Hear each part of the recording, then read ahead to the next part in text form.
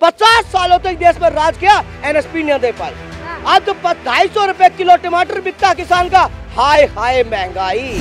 जो विश्वास मुस्लिम बहनों में भाइयों में बढ़ा है तो भारतीय जनता पार्टी का बढ़ा है, और हिंदुओं का एक तरफा वोट पड़ा है तो विपक्ष घबराया हुआ है। और मतदाता इतना समझदार है, जब बटन दबाता है वो वीवीपैट मैंने ठीक दिया क्या, वो देख के संतुष्ट है, पर विपक्ष परेशान है। ईवीएम का जो मतदाता वो नहीं कर रहा कि हमने गलत वोट दिया, वो यात्रा अपनी निकाल रहे हैं, वो अपने लिए न्याय के मांग रहे हैं। वो कह रहे हैं मुझे चुनाव कहाँ से लड़ना चाहिए, आप बता दीजिए ना। अमेठी छोड़ गए, रायबरेली छोड़ गए, अब वाराणसी की बारी है। नमस्कार, आप देख रहे हैं लीडिंग भारत और मैं हूँ आपके साथ आस्था तिवारी।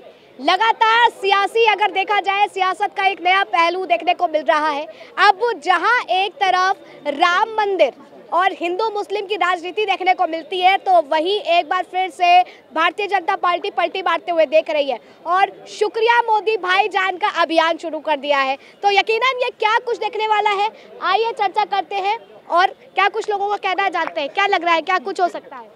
देखिए, इस देश में 4 मजहब 36 बिरादरी वास करती है। हाँ। तो देखना तो जनता ने मन बनाया हुआ है। हाँ। और जनता इस लोकतंत्र की भगवान है। उस भगवान ने, जिस जनता ने 2014 में कमल का निशान की सरकार बनाई और चेहरा मोदी जी बने, 2019 में कमल का चेहरा निशान और मोदी चेहरा, तो इसमें भाईचारे की पलटी। भाईजान देखो, भाईजान पहले भी थी, आज भी है। और जो अच्छे भाईजान है उसको भारतीय जनता पार्टी गले लगाती है। कहाँ मानती है, सनातन की केवल बात करती है। अब चुनाव नजदीक आ गए तो फिर भाईजान की भी चल रही है। देखिए, जो आप बात कर रहे हैं, जब सुप्रीम कोर्ट ने फैसला दिया, जो बात करी राम मंदिर की, मुद्दा खत्म हो चुका है। आप राम मंदिर, आप पत्रकार भी बड़े अजीब है। आप जब अजीब हो गए, अजीब है। जब मुद्दा ही खत्म हो गया, मैनिफेस्टो में जो बना था उसको पूरा शिलान्यास कर दिया, उद्घाटन कर दिया, तो राम मंदिर का मुद्दा खत्म हो चुका। अब देश का विकसित करने का काम है, आगे बढ़ाने का, युवाओं को आगे बढ़ाने का काम अब सरकार करेगी। जो आगे डेवलप की बात है, भारत विकसित है,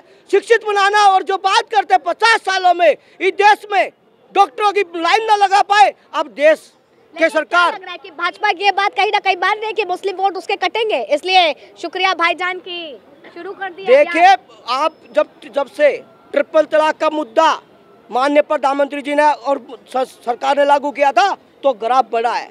जो विश्वास मुस्लिम बहनों में भाइयों में बढ़ा है तो भारतीय जनता पार्टी का बढ़ा है। और हिंदुओं का एक तरफा वोट पड़ा है तो विपक्ष घबराया हुआ है। जो अपनी वोटों की जागीर समझता था, जो उसको विपक्ष परेशान है, तो विपक्ष के हताशा, निराशा सब झलकती है। ये जनता जनार्दन है। युवाओं ने टाना है, किसानों ने टाना है, जवान ने टाना है, बुजुर्गों ने टाना है, गली में जाओगे माताओं ने टाना है, बहनों ने टाना है। और जो मतदान का, जो लोकतंत्र की भगवान मतदाताओं ने करके दिखलाया है। 2024 का चुनाव आएगा तो आप जैसे पत्रकार जब उनसे पूछेंगे तो एक ही मिलेगा, एक ही राप लड़ेंगे कि ईवीएम हैक हो गई, लोकतंत्र की हत्या हो गई। तो ये जनता का अपमान करने वाली, 50 सालों से इस देश पर राज करने वाली ऐसी सरकारों को इस जनता ने उखेड़ कर बाहर का रास्ता दिखाया है। लेकिन फिर क्या लग रहा है कि अगर देखा जाए, न्याय यात्रा भी तो निकल रही है ना। वो देखो, न्याय वो यात्रा अपनी निकाल रहे हैं, वो अपने लिए न्याय के मांग रहे हैं। वो कह रहे हैं मुझे चुनाव कहाँ से लड़ना चाहिए, आप बता दीजिए ना। अमेठी छोड़ गए, रायबरेली छोड़ गए, अब वाराणसी की बारी है। जो बात अपनी घरेलू बताते थे, वहाँ से इस्तीफा देकर राज्यसभा से आ रहे हैं। हिमाचल में क्या लग रहा है?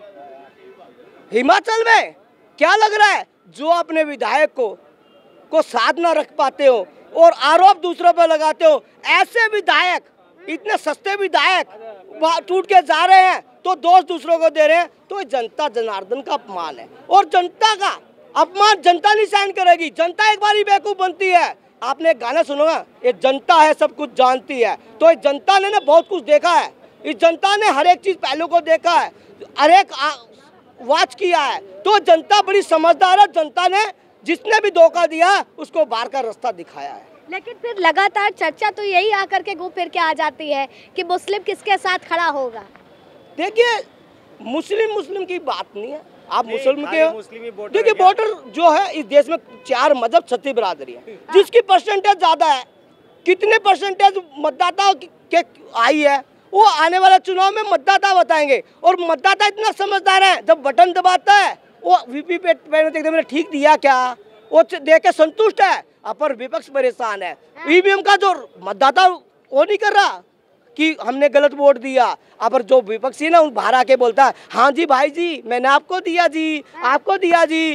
जब वो संतुष्ट होता है मैंने उसको वोट दिया, और जब जीतता तो उसके पक्ष में खड़ा होकर उस सरकार के साथ खड़े होकर जो 2024 तक विपक्ष कह रहा है ना कि ईवीएम हटा दो, दूध का दूध पानी का पानी हो जाएगा। लेके कौन आया था ईवीएम, लेके कौन आया था? यही विपक्ष लेके आया था कि हम ईवीएम से करवाएंगे। इस दिल्ली की एमसीडी में 272 सीटें इन्हीं की कांग्रेस की शिलादीश की सरकार ने 272 एमसीडी सरकार में कही थी कि हमारी सरकार आ जाएगी, तो कौन आया था? तो ये बातें करना उनकी रटी रटाई बात है। उन्होंने कभी देश का भला नहीं चाहा, इस देश के युवाओं का भला नहीं चाहा, किसानों का भला। 50 सालों तक देश में राज किया, एनएसपी नहीं दे पाई। आज जो 250 रुपए किलो टमाटर बिकता किसान का, हाय हाय महंगाई, ये विपक्षी करते हैं।